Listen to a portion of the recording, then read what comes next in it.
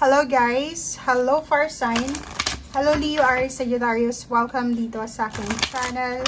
Kapalaran 888. Welcome! Alamin natin kung anong messages, vibration, gabay, energy para sa lahat ng Leo, Aries, Sagittarius sa araw na ito. Oh, sorry. General reading to guys, so pwede kang makaresonate. Gamitin mo lang ang iyong intuition sa panonood.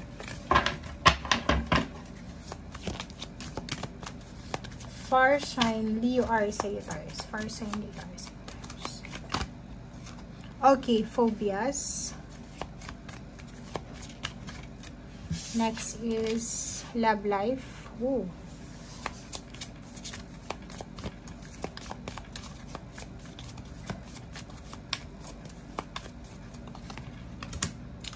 Food and hunger, and then ships. Wow. So, kung makikita mo dito, may fire sign, Leo, Aries, Sagittarius na meron silang kinakatakutan. Okay? May fire sign, Leo, Aries, Sagittarius dito na natatakot sila sa magiging resulta ng kanilang love life. Lalo na kung nasa long distance relationship sila. Parang ganun. Ang phobias mo kasi dito is parang yung takot, yung fear. May anxiety ka. Hindi mo matatanggap kung ano yung mangyayari sa'yo. So, pwedeng yon love life, natatakot ka para sa iyong karelasyon, natatakot ka kung ano yung mangyayari sa relationship mo, natatakot ka na magutom, maghirap, natatakot ka din sa nalalapit mong pagbabiyahe, sa travel, or posibleng natatakot ka, or may phobia ka sa pagsakay sa mga boat, or sa ship, or sa kung ano man na transportation sa dagat. Comment down below if resonated ka dito sa mga phobias mo. Okay.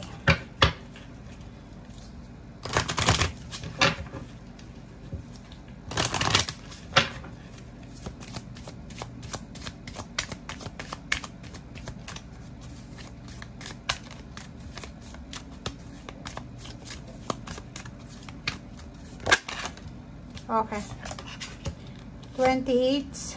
Oh, 14.5. So, yun. Nakikita ko sir dito na yun. Fire sign, Leo, Aries, Sagittarius. If ever in a relationship ka and lalaki ka, ang kinakatakutan mo ngayon is yung karelasyon mo is posibleng makahanap ng mas deserve na individual kaysa sa'yo.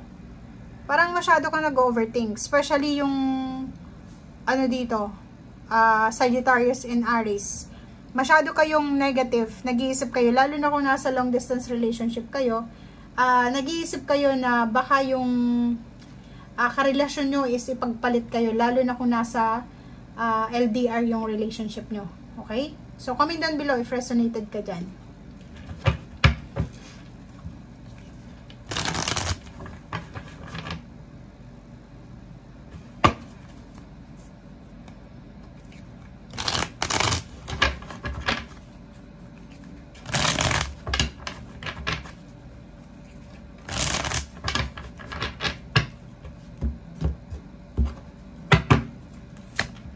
Okay.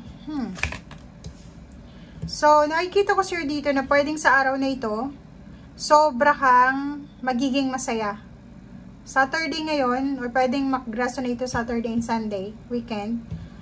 Sinasabi ng barahan na pwede kang maging sobrang masaya ngayon, sobrang aapaw yung cups mo, sobra kang may excite, sobrang saya, dahil sa bagong kontrata na pwedeng ibigay sa'yo ng employer mo, renewal ng contract, papeles, dokumento na matagal mo nang hinihintay, or siguro excited ka dahil may mga offers dito ng financial, good karma kasi to eh. So, pwedeng makatanggap ka ng offer ng bagong trabaho, bagong kontrata if freelancer ka. Okay? So, kaso lang, yung iba sa inyo dito pwedeng may mag-offer ng travel, 'di ba? By ship, by boat. Pwedeng pagbabakasyon, pwedeng may mag-offer sa'yo na magbakasyon ka sa malayong lugar, pero sasakay ka sa sasakyan ganito. Kaso lang, pag-iisipan mo muna siya ng mabuti. Kasi may phobia ka nga, di ba? Parang ganun ang nakikita natin. Okay. So, meron din ditong offer ng relationship. Pwedeng maka-resonate dito yung Leo na single, babae or lalaki. Pwedeng maka-resonate kayo, may mag-o-offer sa inyo ng kasal, may mag-o-offer sa inyo ng kontrata, or pwedeng yun, work contract, or kung ano pa man. And Wheel of Fortune, isa din sa posibleng magbibigay sa inyo ng sobrang saya, sobrang contentment ngayon is yung parang nakikinita nyo na yung pagbabago sa inyong buhay financial. Maraming magagandang balita, good news, or pwedeng documentation, confirmation, communication, transformation na pwedeng dumating sa buhay mo, hindi lang sa araw na ito, kundi sa mga susunod na araw. Ang daming balita dito, mapachismis man, good news, confirmation or kano pa man, ang daming darating sa'yo. Okay? So, wag tayong masyadong magmadali, wag tayong masyadong magmadali, wag kang magmamadali sa kung ano man to na pagbabagong hinahangad mo. Okay? Kailangan natin ng balanse. Lalo na sa pera, if ever na feeling mo imbalance yung financial mo ngayon, kailangan mo daw na, anong tawag dito? Kailangan mong magdahan-dahan sa gastos. So, for example, wala ka ng pera, wala ka ng savings, wala pang parating na pera, ngayon pa lang, kailangan mo nang magtipid, 'di ba? And magpasensya. Okay, so nakikita natin dito yung offer ng relocation and travel. So, yun, last card na siya. So, sinasabi ng baraha sa'yo dito na may mag-o-offer sa atin ng relocation, ng travel, ng new place, new home, or parang ganon. May occasion din na paparating. May mga celebration na pwedeng excited ka.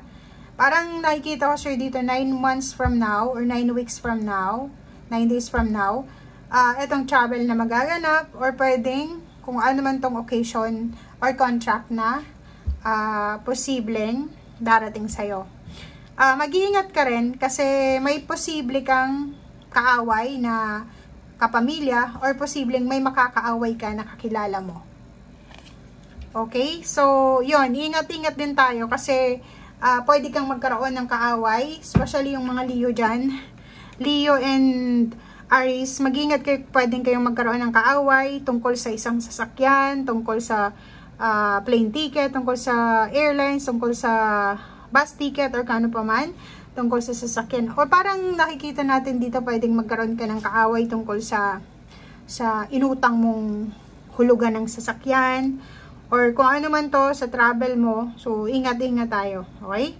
And siguro may nag-o-offer sa inyo ng relocation ng travel or pwedeng yun, movement na lumipat ng ibang pinagtatrabuhan. Kaso lang, parang nakikita natin dito na hindi buo yung loob mo. Nagdadalawang isip ka. So, hindi mo alam kung tatanggapin mo or i-reject mo. Okay? Thank you guys. Bye!